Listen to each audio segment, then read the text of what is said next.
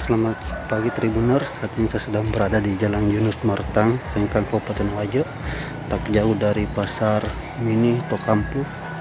Inilah kondisi drainase yang ada di Jalan Yunus Martang,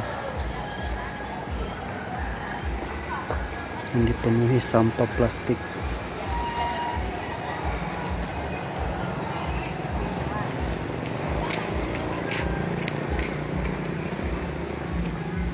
Drainase besar ini langsung bermuara ke Sungai Cenranae.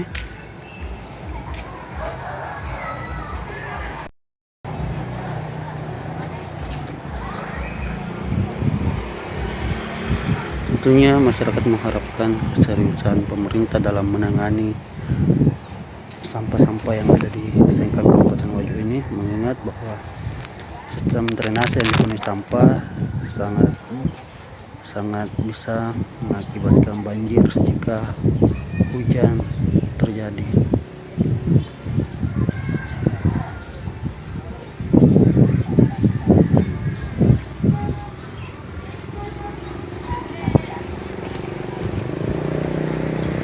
Sampah-sampah ini akan keluar ke Sungai Cenranae, dan sebagaimana kita ketahui bahwa Sungai Cenranae ini bermuara di Teluk Bone.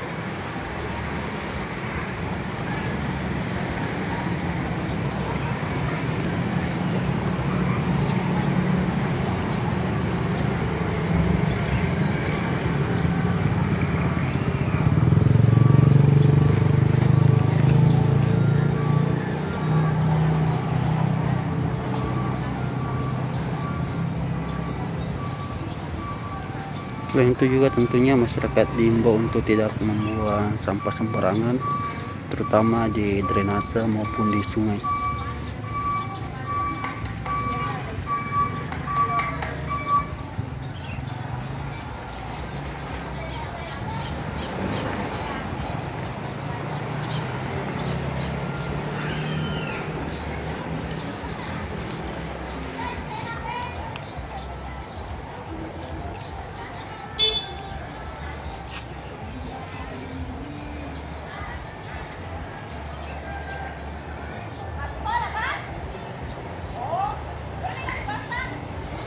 Kebanyakan sampah yang memenuhi drainase ini adalah sampah plastik, sampah dari masyarakat seperti botol air minum kemasan, kotak makanan, maupun sampah-sampah plastik pembungkus makanan.